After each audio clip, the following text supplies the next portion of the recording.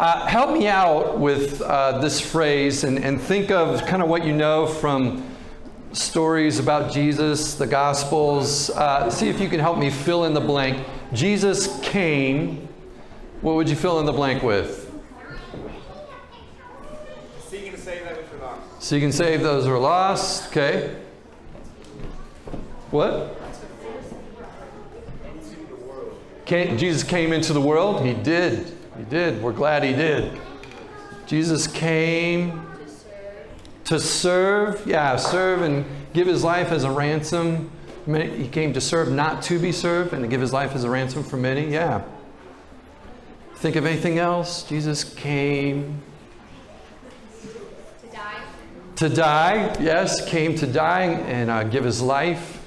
He said, I lay down my life willingly. No one takes it from me, but I lay it down and take it up of my own. Yeah, here's one that it wasn't first spoken by Jesus, but then he repeated this, and he said, Jesus, or he said, the Son of Man came eating and drinking. The Son of Man came eating and drinking. Some versions say came eating and drinking with sinners. And so that's a different little thing on Jesus came. And it's very interesting here in the Gospel of Luke. We're kind of doing a part 2 of the chapters between 7 and 19. And I call this the Battle of the Banquets. Because we got there's 5 banquets. There's 2 banquets that are with the humble sinners, and they're sandwiching 3 banquets with the proud religious leaders. And with the parts of our sandwich of the Battle of the Banquets, we'll just call it the Bob. And if you like Bob's Burgers cartoon, maybe that will help you remember this. But so we got our top slice of our Bob sandwich, and the bottom slice being dinners, banquets, eating parties with the humble sinners. And then in between, we got 3 banquets with the proud religious leaders. And with the humble, there are words of welcome.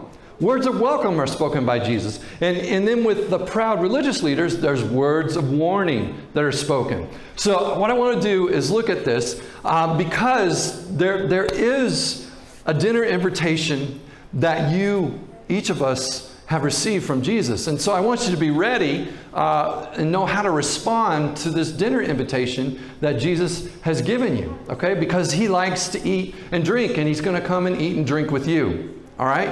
So you want to be ready. All right, so let's listen up here. Top part of our Bob sandwich, Battle of the Banquet sandwich, our top slice, first banquet with the humble, it's Levi.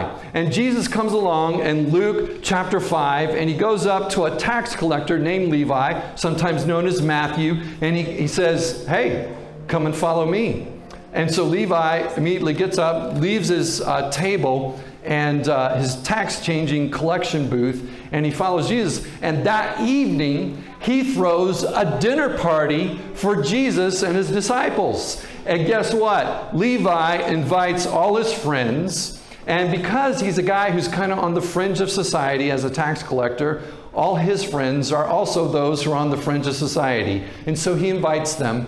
And then there are people on the outside kind of watching what Jesus is doing and how he doesn't even blink an eye when he sits down at this dinner party with a bunch of tax collectors and prostitutes and unsavory characters, scoundrels and ragamuffins. And he doesn't even bat an eye or seem disturbed.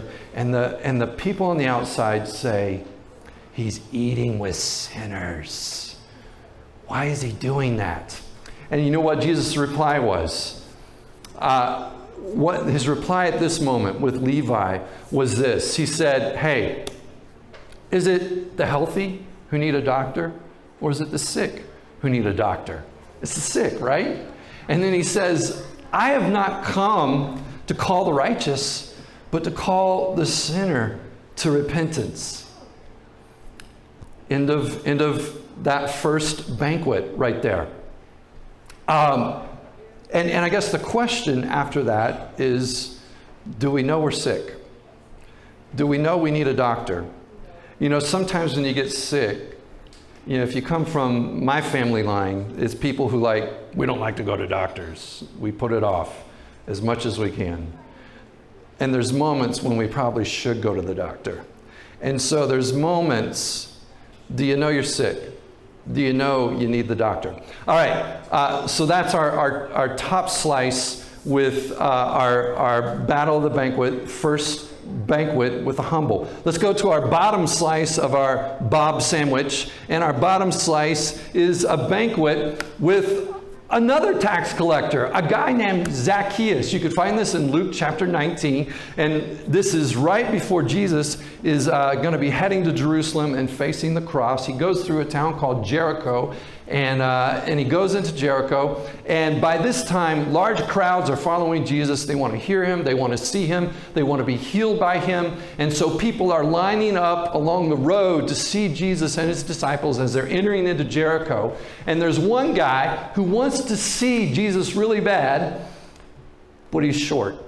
And he can't see over the crowds. And so he runs ahead of the path where he sees that Jesus is going, sees a sycamore tree, climbs up in the tree, and Jesus walks along. And as he comes under the tree, he looks up and goes, Zacchaeus, why don't you come on down? I'm coming to your house today.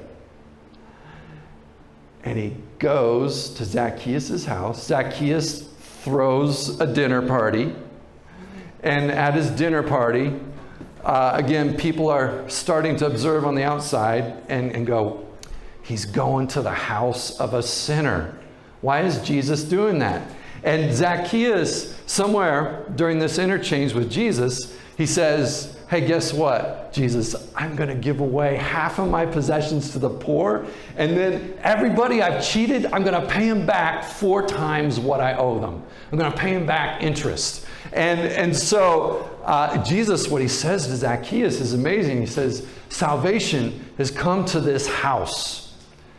Salvation has come to this house. And here is a true son of Abraham. Meaning he's a man of faith. He's a son of the faith. And then this idea of house, coming to your house. House was part of your person. It was part of your life. It was your household. House is where life happens, right?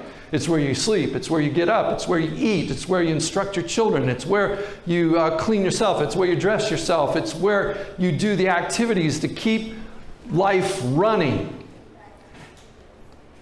And Jesus said, salvation has come to this life, this house. That's an interesting little term. We'll come back to that in a little bit. All right. So that's the bottom slice. And Jesus at this moment, when the critics come and say, "Why are you eating with sinners? Why are you doing this?" Guess what he says this time? It's one you said, Daniel. Said, "I have come to seek and save the lost." And so the question after this banquet is, do we know we're lost? You know, guys, we're probably the most guilty of this. We're on a trip, we're going somewhere, and what is it we say? I'm not lost. I still know the general direction of where we're going. I'm not lost. But then what does your wife say? Why don't you pull over and ask for directions? Yeah, I know now that we have our GPS on our phones and all that, but even our GPS can get it wrong.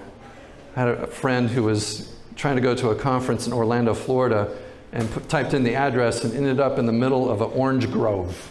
And of course, the voice said, "You are here." No, this is not where I wanted to be. So, you know, sometimes we don't like to admit we're lost. There's a little bit of pride involved with this. And again, this is a little bit of what's going on with the Battle of the Banquet. So we got our top slice, bottom slice, both with tax collectors. You know, there's some similarities between these two banquets. One, though Zacchaeus sought out Jesus and Levi did not, they both were invited by Jesus. Jesus actually invited him. You know, even though Zacchaeus, it looked like he was seeking Jesus, it was actually Jesus seeking him, because Jesus invited himself over to Zacchaeus' house. Say, I'm coming to your house today. And so Jesus was actually seeking Zacchaeus. They were both given an invitation to a dinner, a meal. Let them go into your house. And both received Jesus into their home joyfully. Think about it. They both invited their friends. Said, hey, I got a special guest coming. You should come in here. You should come and sit down with us. You need to hear this guy. He's amazing. Come. And so there was this joyful, and Zacchaeus, he wasn't sad. He wasn't sad about giving half his possessions to the poor. He wasn't sad about paying back people. He was like, I'm going to do this. This is going to be awesome. I'm going to do it. And there was this joyfulness with Zacchaeus and Levi. And the other interesting thing I think is very comforting to us who live in America, who live with great wealth. Both these men were wealthy men, and it shows God's impossible work in the rich. Remember, Jesus talked about saying how it's hard for the rich to enter the kingdom of heaven because it's like a camel going through the eye of a needle. And then the disciples were like, wow, that's kind of rough. And then Jesus says, well, with God, all things are possible. And so we see the impossible done with God. These two men with great wealth walk away from what most people would think, or maybe even what they thought they would never let go of or walk away from. And they let it go. They release it. And so there's hope for us who live with great wealth here in this country. So some similarities there. And just a couple of things about tax collectors and eating and having a meal with someone. Tax collectors, again, probably most of you know this, but they were a hated group of people because they were basically considered sellouts by their fellow countrymen. Because, again, Israel was being occupied by Romans and ruled by Romans, and there was Roman tax. And they did this thing called tax farming, where they would say, hey, we're taking bids for who will get tax collection duty in this region of the neighborhood or this region of the city, and over these types of taxes. And so different guys would come forward and say, hey, I'll collect this much taxes for the Roman Empire. And someone else would say this much. And so they put in their bids, and then the Roman leaders would say, this guy says he can bring in this much. We're going to give the bid to him. We award you tax collector position. And so it was a quick way of getting rich for these guys who volunteered to be tax collectors and got themselves hired out to be tax collectors, because what they would often do and what was just assumed was done is that you collected more than what you were going to pay the Romans. And so you were putting money in your pocket quite a bit along the way. And so when someone who was Jewish or a countryman became a tax collector, you were cut out of the synagogue. You were excommunicated. You were no longer allowed to be a part. And so you immediately, in social circles, were outcast. You were put on the outside. So that's why Zacchaeus and Levi, when they invited friends over to dinner, again, they just had their fellow outcast friends to invite to their party. And again, Jesus did not bat an eye when he came to sit with them. And with that, here's something else with eating and relationships. I don't know if you guys have thought about this. Maybe think about where you work or where you go to school, and think about eating and how it's done. You probably got a lunch break at work. Maybe some of you, it's you sit somewhere, or you take your lunch with you, you eat it. Maybe some of you have a little longer period of time to eat, and so you could even go to Arby's or come back Shack and get a burger or whatever. And so sometimes you might go, hey, so-and-so, hey buddy, you want to go get lunch together? And so you get lunch and eat together. Now think about that same person that you might have lunch with during work hours, and what would happen if you said to them, hey, why don't you come over to my house tomorrow night and have dinner with me? Is there a difference between that and having a work lunch? There is, isn't it? It's hard to explain that, but we all kind of understand that. And that when we do that, what that actually is an invitation to friendship, isn't it? It's saying, I want to know you. Let's get to know each other. Come over to my house, share a meal. Because there's this wonderful, strange thing that happens with eating in every culture, is that it breaks down walls when we share a meal. And in every culture, when you share a meal, it means I'm inviting you to a closer relationship. Every culture in the world. And so when Jesus said to Zacchaeus, I'm coming to your house today, or Levi having a dinner party, and Jesus comes and eats, it is an invitation to friendship. That's what Jesus gave Zacchaeus, an invitation to friendship. And that is exciting to me. Now some of you might be high school, middle school. Think about school and lunch. I know that your world is a little more stratified. It's a little more, there's a lot of social classes. I mean, in high school and middle school, isn't there? I mean, we like to say that, America, it's all equal and we treat each other fairly. But you go to high school and middle school, that's not the case. You go to high school and middle school, man, there are levels, and when at lunchtime, it's the worst, isn't it? Because you got to pick out a place, where am I going to sit at a table and eat? It is the scariest, worst thing that ever happens. And if you don't have your place, you don't have a usual spot, every day it's torture as you walk with your little lunch tray or your lunch box and you go and you scan the room and go, where am I going to sit? Now, think about it. If you're one of the folks that kind of has your social circle already set and you know where you sit at lunchtime, think about it this way. What would happen if you invited somebody who was still kind of looking for their place? What would happen if you invited them to your circle? Would some of your friends kind of be like, why are you doing that now? We got a good thing going on here. We're comfortable with each other. Why did you bring in this outsider who now we have to ask questions, we have to be polite, we have to be nice, and we just can't be ourselves anymore? And so, it's there, isn't it? I mean, this is the kind of stuff that happens in school. But think about it. Isn't that the same kind of reaction that Jesus got from the outsiders saying, why are you eating with so-and-so? Why are you doing that? Why are you messing up the social stratosphere? I don't like what you're doing, Jesus. It's messing things up. All right.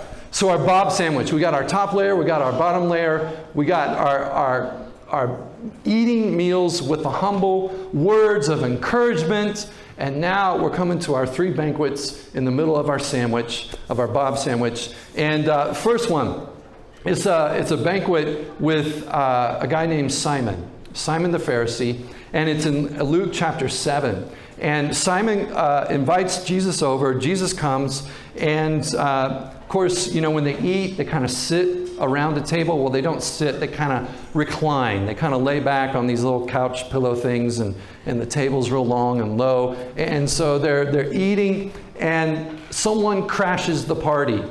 Someone crashes the dinner party. It's a lady of ill repute, a bad reputation, and she comes in, and she comes to Jesus' feet.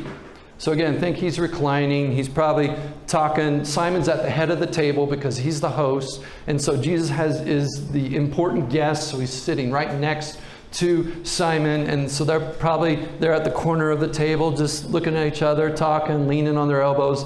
And Jesus' feet are down here. And this woman comes into the party and she starts crying. She falls at Jesus' feet. She's crying. Her tears are falling on his feet. And she starts taking her hair, pulling it down, and drying his feet, wiping the tears off. And then she takes this expensive perfume and she pours it on Jesus' feet. And as this is happening, and this lady's crashing the party. This is someone Simon didn't invite. So I'm sure Simon's kind of looking over and having a concerned look, and is like, oh, this is my special guest. Oh, this is embarrassing. Oh, and then he's like, wait a minute, Jesus isn't looking awkward. Jesus isn't embarrassed. Well, if he was really a prophet and he knew who this lady was, he wouldn't allow this to happen. Because this lady, she's got a reputation. So Jesus, he knows what's going on in Simon's head. And so he looks at Simon and he says, Simon, I have something to tell you. Simon says, go ahead. Simon, there were two people worked for a guy and they owed him some money. One of the guys owed him $1 million. The other guy just owed him $50. And the master forgave them both. Which one do you think loved their master more? And Simon says, I don't know, I suppose the one who was forgiven more. And then Jesus applies his little story to the situation with Simon and the woman with the bad reputation. And he says, Simon, when I came into your house, did you greet me and with a kiss? Yet this woman hasn't stopped kissing my feet since she's entered the room. Did you do the customary wash your hands for me? And did you anoint my head with oil? Yet this woman has been washing my feet, and she's anointed my feet with oil. Simon, he doesn't say this, but basically what we see is that Simon neglected to honor Jesus, neglected to really welcome him as a guest. Again, the opposite of Levi and Matthew, who welcomed Jesus joyfully into their houses, said, we're having a party, Jesus is here. And instead, there was kind of this cold reservedness with Simon and Jesus. And then Jesus goes on and says to Simon, he says, Simon,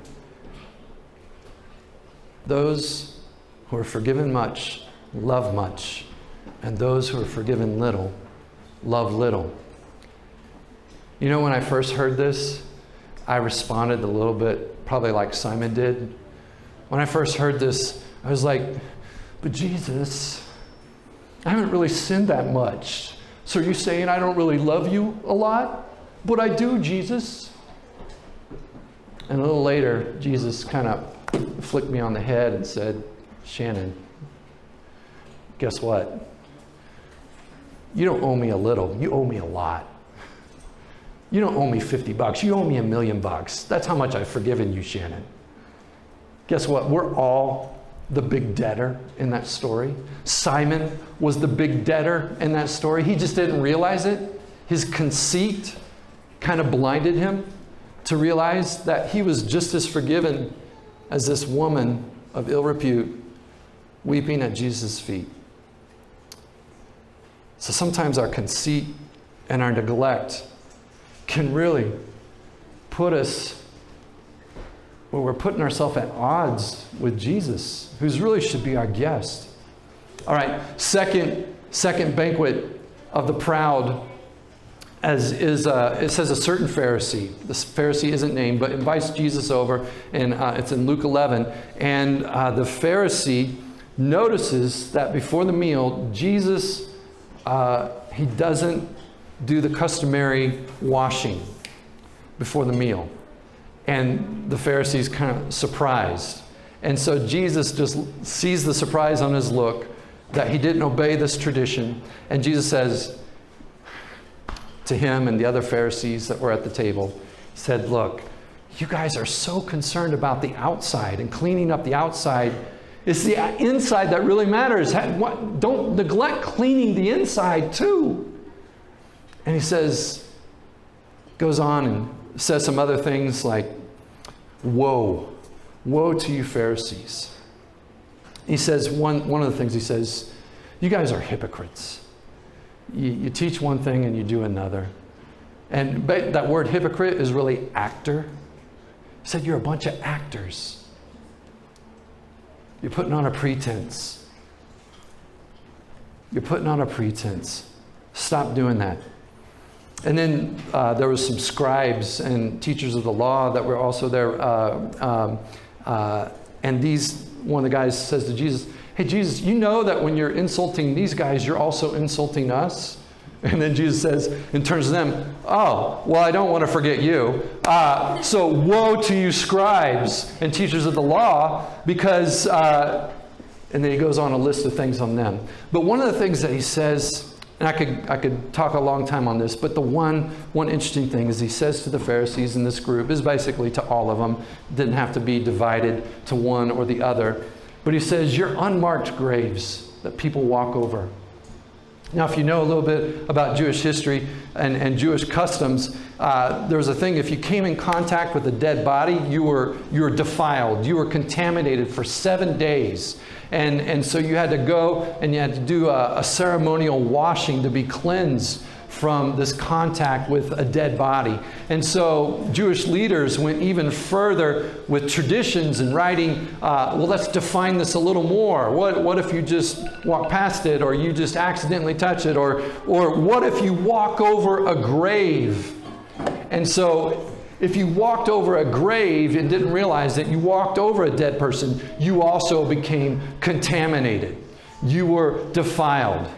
So when Jesus says to these guys, you're unmarked graves, what he's saying to them is that you're contaminating everybody you come in contact with your religious attitude and your proud attitude. And he's saying, whoa, stop it. Stop it. Knock it out. Get rid of the pride. And so last little banquet, Pharisees' home. Again, the Pharisees not named. And Jesus observes how everyone's kind of jockeying and jostling for the best spot at the dinner table. Remember, you have the host who has the head of the table, and then the most important guests go down from the table, because, you know, the further down you are, the more feet are in your face. All right? So that's why, you wanted to be at the head of the table and not at the end of the table. And so everyone's jockeying for the most important space. And Jesus notices and observes this, and he says, guys, let me tell you something. When you're jostling for positions, don't jostle for the high seat, because it's supposed to be recording the message. Red plug your back in.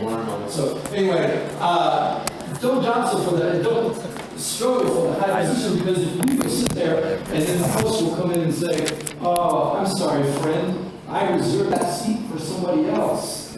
And so then you have to leave your spot and go down to the very last seat with all the feet and sit down there and be humble in front of everybody and embarrassed. Instead, he says, go up and when you come to the party, go to the seat of lowest position and sit there. And then when your host comes in, instead of being embarrassed, he'll say, hey friend, what are you doing way down there? Come up here.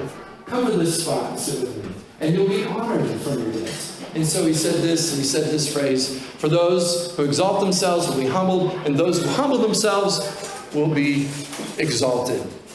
And so there we have our Bob sandwich, our dinners with the proud and words of warning.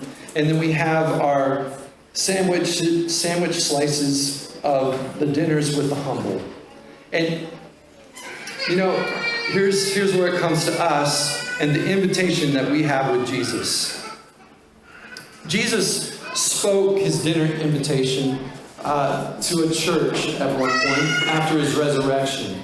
It was to the church of Laodicea in Revelation 3:20. He says, here I am, I stand at the door and knock. If anyone hears my voice and opens the door, I will come in and eat with him and he with me. So, Jesus wants to come in and have a meal with us. He wants to invite us into friendship. Some interesting things about when and where he said this. Again, it was after his resurrection. It was to a church. And the words before to this church were also words of warning. It was the church of Laodicea, and it was a group of people that Jesus said, you say you're rich and that you don't need anything. But really, you're poor, you're naked, you're blind, you're wretched. He said, come and buy from me what you need, the clothes you need to be clothed. Come and eat from me. And in this moment, Jesus, it's funny when he says these words, because it's to the church, but he says, he doesn't say, if any church will hear my voice and open the door. He says, if anyone will hear my voice and open the door. And so it really is to individuals. And he was speaking to Christian people that knew him, but somehow got in a place where they felt like they didn't need anything. Maybe even Jesus. And maybe that's why Jesus was on the outside of the door. You ever wonder about that? How did Jesus end up on the outside for believers? It's kind of a sad commentary and maybe a sad thought for us that that's a possibility as believers, that we could get to a place where we're like, Jesus is on the outside of our house. Remember, salvation has come to this house, our life, everything that we do. And somehow Jesus has been put on the periphery of our life, on the outside of the house, instead of the inside and the center of our life and everything that revolves around it, around him. And so somehow we've made some sort of error in our thinking, in our welcome, and somehow we become proud, and we become conceited and blind to our own conceit, and we've maybe have some neglect in our relationship to Jesus, and so somehow he's ended up on the outside. But it says, and Jesus says, he stands. He's standing outside the door. He hasn't left. He hasn't run off. He's knocking. Said, and he's calling. If you hear my voice. So he's knocking and calling at the door of our home, our life. And he wants to come in and eat with us. He wants to have this relationship. And so I guess the words of warning and the words of welcome here today is that, one, we need to stop acting. Stop the pretense. Can we create a place here where we can be whole among the unhealthy and not become proud because we're whole? Can we be like Jesus and not bat an eye when we're hanging out with sinners and tax collectors and still offer friendship to them and fellowship with them? And then also at the same time, can we be sick among the healthy? Can we, because there's oftentimes when because we've said yes to Jesus, we've received him into our life, we've joyfully welcomed him, sometimes we have bad days. Sometimes we have days when we really mess things up, we botch it up, we sin. And so instead of coming in and pretending like and acting like we're perfect, putting on pretenses, could we instead just say, I'm sick, I'm lost, I'm blind, and just know that Jesus loves to hang out with the sick, the lost, and the blind. In fact, he seeks them out. And if we found ourselves in that place, can we come in and be without shame? Because we know that Jesus wants to eat with us. And it's only his approval that matters. And if we find ourselves on the other side where we've maybe had some neglect in our relationship and we've been a little proud, could we humble ourselves? Could we humble ourselves? Could we start seeking the low seat instead of the high seat? Could we stop keeping up appearances? So, these are the things. And we want to be people that joyfully receive Jesus. People that accept his invitation to friendship. And that we don't hinder anybody else from this invitation to friendship. Is one of the warnings he spoke to the Pharisees and scribes. He said, you have the keys to knowledge, but yet you yourself do not enter, and you keep others from entering in. Another gospel says you keep people from entering the kingdom. Yikes. We don't want to be that. We don't want to get in that position. right? We want to be like a Levi or Zacchaeus and say, hey, everybody, come on, welcome. Let's gather around Jesus. That's what we want to do here. That's what we want to do here. Low judgment, high grace, honoring Jesus, lifting him up, and lifting up discipleship, the call to follow him. And us to be willing to let go of those things like a Zacchaeus, like a Levi, to let go of those things that we thought we'd never let go of, to follow him.